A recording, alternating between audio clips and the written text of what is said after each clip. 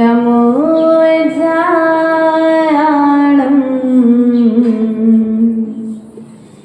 नमो लोये सर्वसागुणं।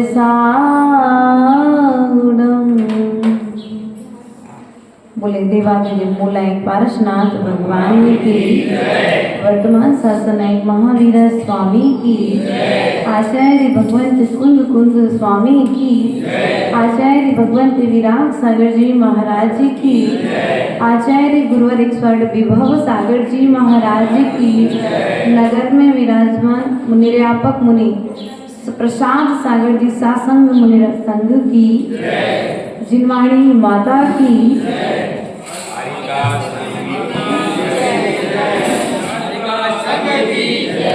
मोहेन संप्रतम ज्ञानम स्वभावं लभते नहीं, मत्ता पुमान पदार्थानां यथा मदन कौत्रवै। अर्थात मोह से ढका हुआ ज्ञान स्वभाव की यात्रा नहीं होने देता है। जिस प्रकार से कई वर्षों प्राचीन पुरानी कौदों से बनी हुई शराब को पीने वाला व्यक्ति अपनी माँ को पत्नी जानता है, बहन को माँ जानता है, उसी प्रकार से मोह से ढका हुआ ज्ञान अपने स्वभाव को नहीं जानता। मैं वर्तमान में जैसा हूँ, क्या मैं भविष्य में वैसा ही रहूँगा? मेरी वास्तविक पर्याय क्या है? मेरा सच्चा स्वरूप क्या है?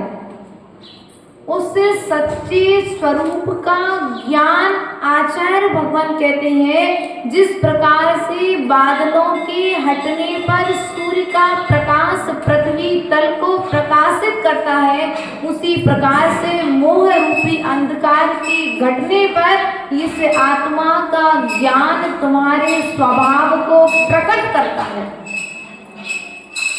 प्रिय बंधु, जीवन में ध्यान रखना,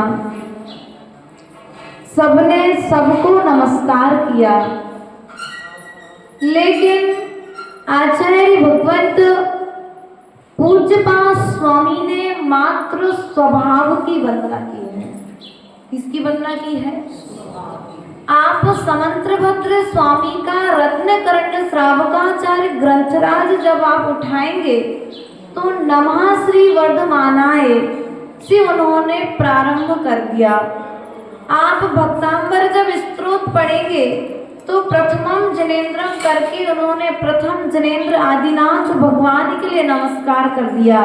लेकिन आचार्य भगवंत एक पूज्यपाद स्वामी ऐसे हुए जिन्होंने पार्टिकुलर किसी एक व्यक्ति विशेष के लिए, नाम वाले के लिए नमस्कार नहीं किया, जिन्होंने अपने स्वभाव की यात्रा को प्राप्त किया है उन सभी सिद्धों के लिए, और जो स्वभाव की यात्रा कर रहे हैं उन सभी जीवों के लिए उस प्रथम कारिका के माध्यम से नमस्कार करते हैं।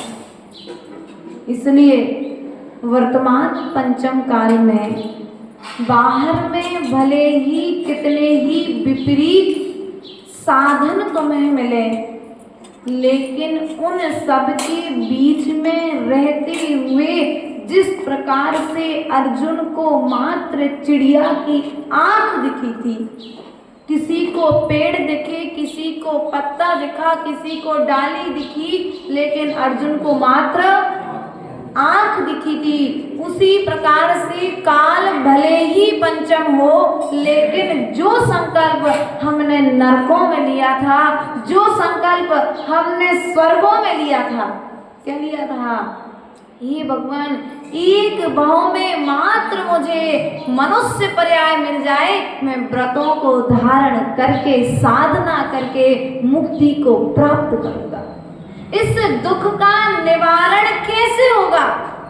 दुख का निवारण साधना करने से होगा। और साधना प्रारंभ कैसे होगी? जब स्वभाव में जाओगे तो साधना प्रारंभ हो जाएगी। आप स्वभाव में जाने का प्रयास करो। जिस प्रकार से भगवान के पास आने का पुरुषार्थ करते हो, पार्श्वनाथ भगवान के जैसा बनने में समय नहीं लगेगा। आप उनके जैसा बैठना प्रारंभ तो करो। पार्श्वनाथ भगवान कैसे बैठे हैं? जैसे भगवान पार्श्वनाथ विराजमान है, उस प्रकार से बैठना प्रारंभ कर दो। उनके चरित्र को पढ़ना मात्र नहीं है, उनके चरित्र को पढ़ करके अपने आचरण में लाना प्रारंभ कर दो। जिस कार्य को भगवान ने नहीं किया है, उस कार्य को हमें नहीं करना है। मात्र इतना संकल्प ले लो, स्वभाव की यात्रा प्रारंभ हो जाएगी। मनुष्य पर्याय पाना सार्थक हो जाएगा। संसार के दुखों से मुक्ति मिल जाएगी। इन्हीं भावनाओं के साथ में बोले परम पूज्य आचार्य गुरुवर स्वामी विभव सागर जी महाराज जी की